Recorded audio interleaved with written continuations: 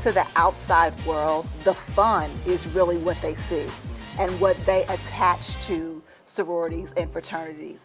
Oh, I want to go to the step show. Oh, I want to wear the paraphernalia. Oh, I want to do the call. I want to have line sisters and line brothers. It's the work in the communities that keep us going. You can't party forever, but you can serve your community forever. Black Greek life. For some, it is a means to an end. For others, it is a way to be a light. For me, it is an opportunity for service, sisterhood, and a chance to make a difference in the community where I work and live. I'm Kelly Swoop, a member of the Divine Nine. Tonight we take a look at a piece of Black history that is bridging the gap all over the world. 9 different organizations, all with the same goal in mind.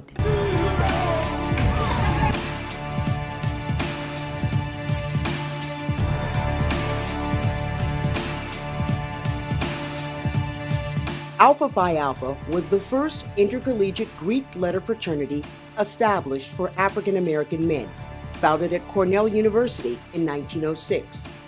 The 7 founders came together recognizing the need for a strong bond of brotherhood among African descendants in this country. Understand, most of us were created just at the turn of the century. Think about what most of our people were facing. They were facing segregation in a way that is probably unimaginable to this generation. They had to survive in that environment. And not only did they survive, they thrived. So we're talking about Harlem Renaissance time. We're talking about W.E.B. Du Bois. We're talking about Marcus Garvey. We're talking about people speaking up about their identity. And that trickles over into college campuses. That trickles over into the consciousness of 18, 19, 20-year-olds. One generation removed from slavery, life for African Americans was still extremely harsh.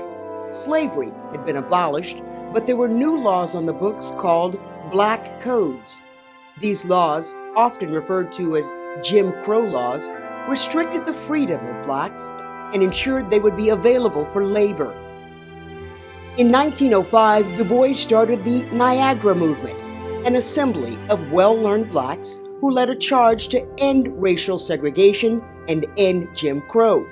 The movement was short-lived, but was the precursor for the NAACP and the Divine Nine organization that would soon follow. African American Greek organizations were literally founded because they wanted to move a critical policy, or they wanted to get rid of the oppression that was being faced in the African American communities.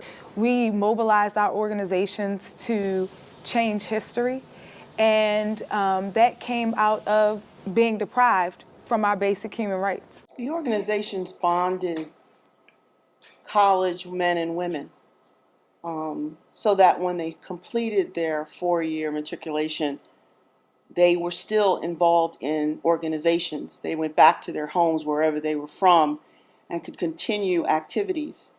Almost all of the Divine Nine, I'm sure somewhere in their tenets is service, scholarship, and commitment to the community. And those premises in college graduates going back to their communities wherever they were from were important in moving forward issues that were common to African Americans throughout the country. Iota Phi Theta came about during the height of one of the most violent years in recent history. I mean, in 1963 we had Birmingham, we had Medgar Evers shot, we had the 4 little girls bombed in the church down south, and a week after that, Iota Phi Theta came to be. And the things that were important then, I feel, are still important now. The organizations are ever evolving and continuing to change. So although all of our organizations were founded in the early 1900s, we're still facing some of the same issues and reasons that the organizations were founded in the first place. There's power in numbers, and traditionally the organizations have collaborated and bonded together in many efforts throughout history And that continues to be the same. And now more than ever, we will need to be united as one. Although we're separate organizations, we were founded at different times, we all have a common mission, and that's to better African American communities, both within the United States and abroad. And it's quite apparent in our current climate that that relevance is going to continue to be the utmost priority to all of our organizations. Do you know what time it is? It's time to go vote. Hey, hey, hey. Let's get out and vote. For my When we come back, we'll take a look at the organization's purpose and the personal benefits of joining the Divine Nine.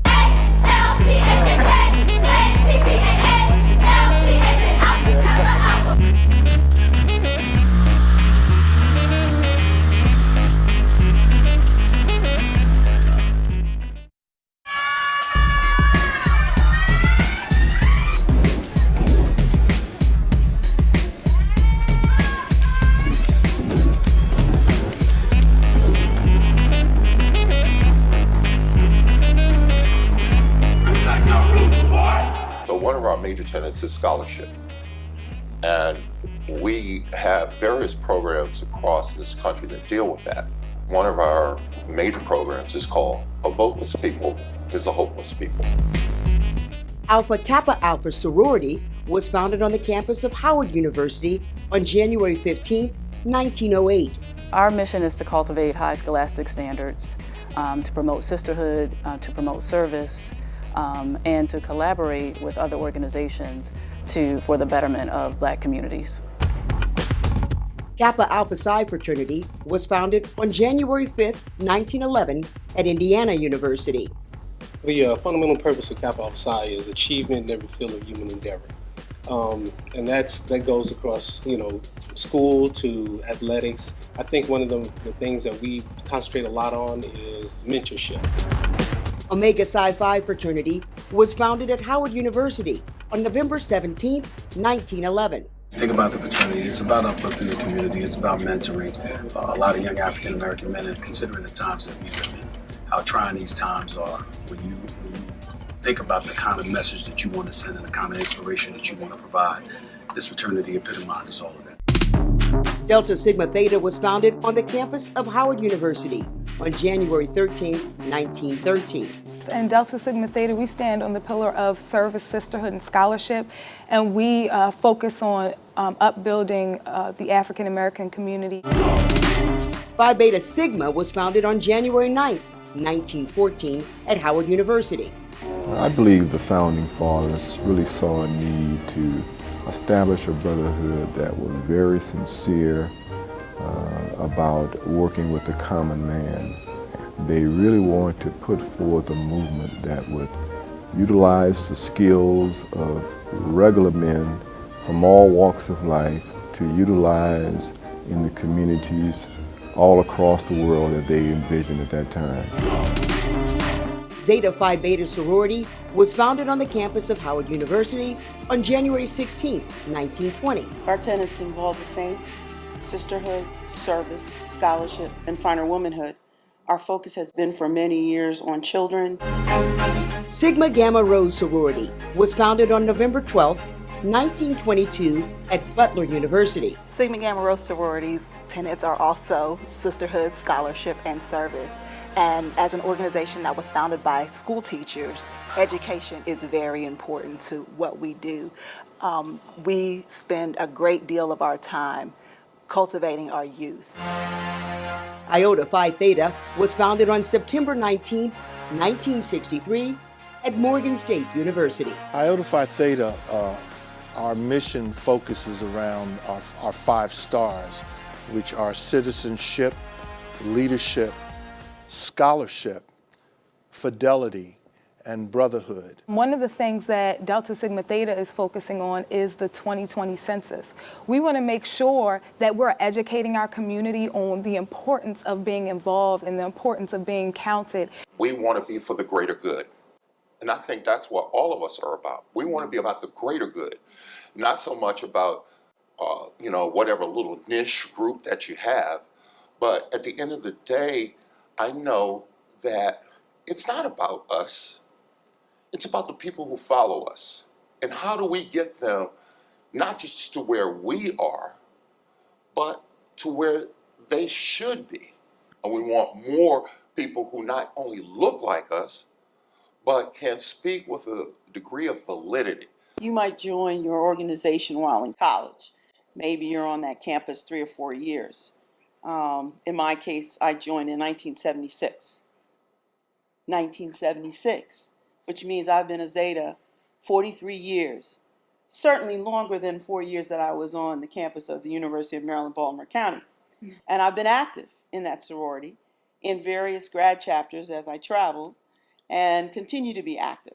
I remember getting my first scholarship in high school before going on to college from the local chapter near my house, and seeing other young women on campus who were members of Alpha Kappa Alpha and saying, okay, I want to be like you. I want to do what you're doing. Not just because, you look nice and you're pink and green and you're very cute, but actually you have, some of the highest GPAs on campus. You're a science major. You're going to medical school. You're interning with someone in the White House. It was those reasons that really appealed to me. And I said, wow, if you can do all of this and, and look good at the same time. I'm like, I'm about that. I'm about that. And look good doing it. Like it was flawless. And I think we could all speak to having those experiences like, wow, like just being amazed by people who did it before us. Our organizations want to make sure that the individuals that come through our doors are going to be committed, not only for a lifetime, but are committed to the values that are in place.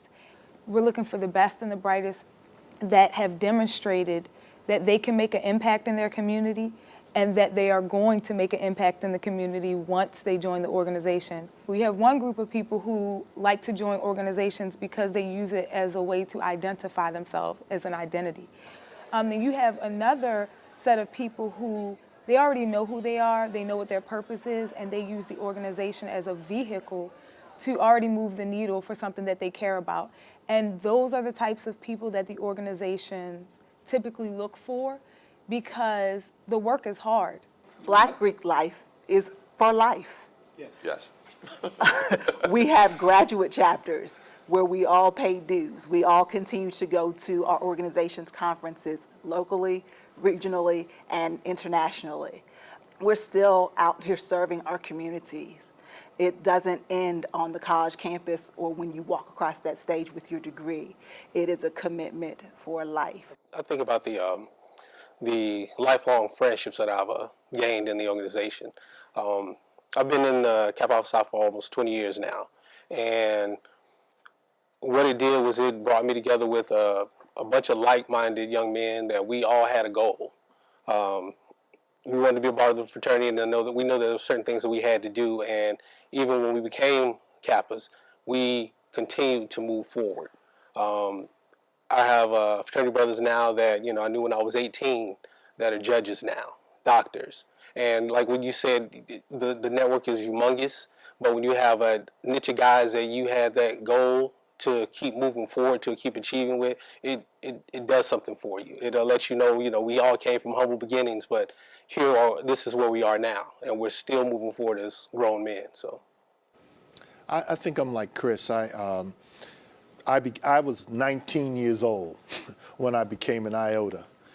And I've really never functioned in an ecosystem of scarcity. I pledged at Alpha Chapter. My first job, an iota helped me get my first job. An iota helped me with the career that subsequently happened all the way until retirement.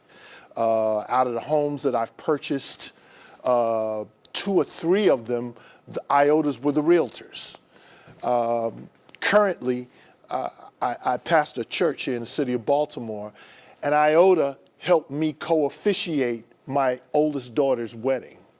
And I will co-officiate with him his daughter's wedding in about 2 or 3 months. So this whole network, I've heard the word network, when you bring something to a group of people that you choose to spend time with, the dividends, the benefits of what that provides, it just happens. It's organic.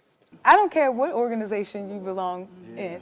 The network itself for your own personal growth and career achievement is beyond amazing. It allowed me to get introduced into spaces I probably wouldn't be in if I did not join the organization. So I will say the network in itself is one of the most beneficial things for me. In addition to the networking, it's being a member of Alpha Kappa Alpha has afforded me the opportunities to embark on my passion. So I'm a pediatrician, I'm trained as a service provider, and that's what I do day in and day out. When I serve in my sorority with my sorors, it doesn't feel like an additional job per se. Everything bleeds over, and rightly so. So I'm very involved, especially in our mentoring programs. That's one thing that drew me a lot into the sorority. And when I'm doing the work of Alpha Kappa Alpha, I feel like I'm doing the work that I've personally wanted to do all my life. And being in a sorority, it just gives me another arm, another outlet. The network is very large and very beneficial, and the network goes across organizational lines as well. There have been opportunities to lead programs, to interact with the community, to interact with public officials that I would not have been afforded just as Lori. But as a member of Sigma Gamma Rho, these doors are open to me. These women have seen things in me that I would never have seen in myself. And they have confidence in me and let me lead the way, and they follow willingly. I was raised in a family, too much is given, much is expected. You always give back to your community. And so as I progressed in my career, I physically moved from one jurisdiction to one state to a different city. And many times didn't know anyone when I arrived. But if I opened the newspaper or flyer and I saw an event involving mother-daughter luncheon for the Zetas, I would show up, and suddenly I had a room full of women who were like my sister, and I was able to get involved immediately in the community. This benefited me because as I went to a new place, I didn't always feel alone, but I felt that, okay, I just find some Zetas and I have a bunch of sisters that I can not only socialize with, because we do have social activities, but I also can get involved in the community and give back like I was raised to do. Let me talk about the elephant in the room. Most of us are normally the only black person in environments that people don't expect us to be in. And what our organizations have, I believe, instilled in all of us is we belong there. Not because someone said, well, we need, as I jokingly like to say, we need another colored person. No, we don't need any more colored people. We need people who are competent. We need people who are smart. We need people who are prepared to take on the reins of leadership. Because all of us have been that person. I know in my work, I'm a political reporter. Been a political reporter, and in the old days they used to ask, why is Charles here? You know what the new question is? Why isn't Charles here? What we all know is I have the educational background that says I need to be here. But I bring with me whatever my fraternity brothers, my sorority sisters came with, and all the people who put me here at this point in time, because that's where I should be. We've heard about the work and the benefits. When we come back, we'll get their take on the fun that comes with being a member of the Divine Nine.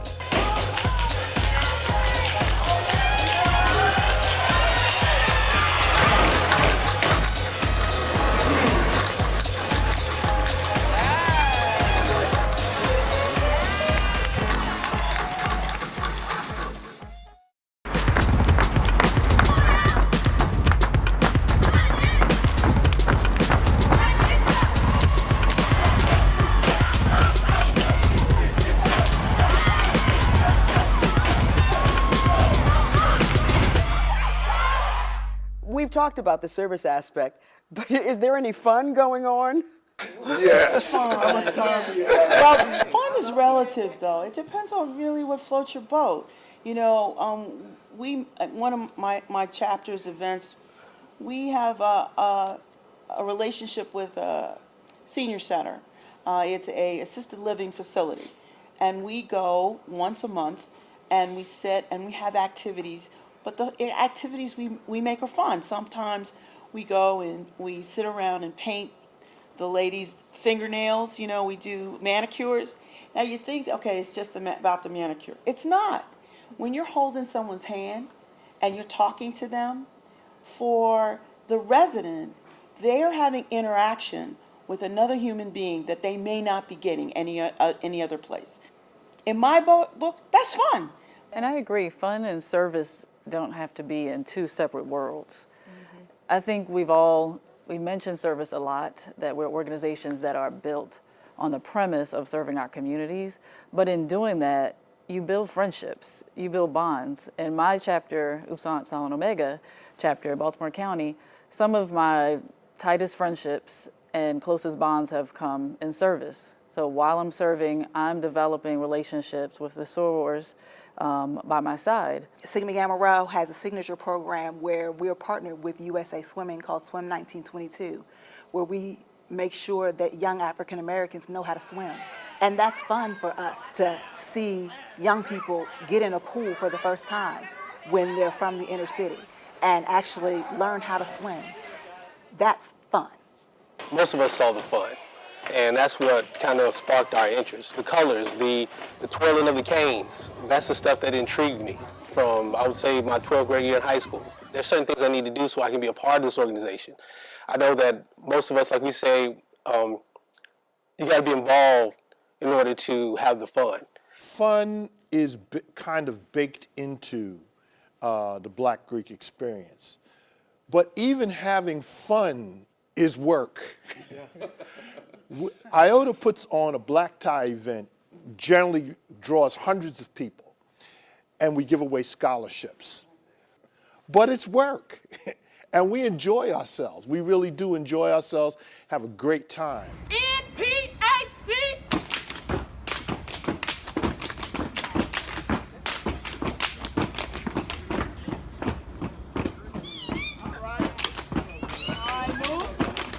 All right. And a lot of that fun fuels and funds the community service project. There you go. We raise money having fun, only to turn that money over to scholarships, service projects. Young That's how people. we get to do those projects. We raise money, we sell tickets, and next thing you know, we have our signature event. We party with a purpose. Absolutely. For somebody who has a certain set of values and wants to express and use their values in a positive way, I look at it as 9 different organizations, be you male or female, 9 different opportunities for you to examine how you can best make your impact with a group of people. And that's why these organizations are so valuable, because we each have our own little niche of activities and things that we do. And you might hear the Zetas are doing one thing and the Deltas are doing something else. And Sigma Gamma Rho is doing another thing, and AKAs are doing yet one other thing. And that's the whole point of what we're trying to share with you about the Divine Nine. There are 9 of us, and we do different things. We wear different colors, and we think our colors are the best. And our step show, we think our steps are, and our songs are the best. And our signals and our calls, we think they're the best. They're all the same, really, fundamentally. Maybe not.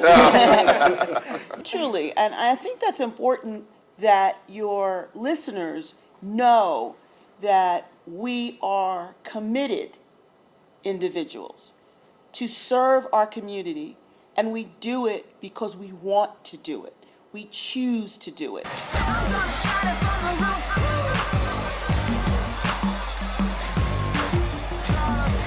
Let's bring it back.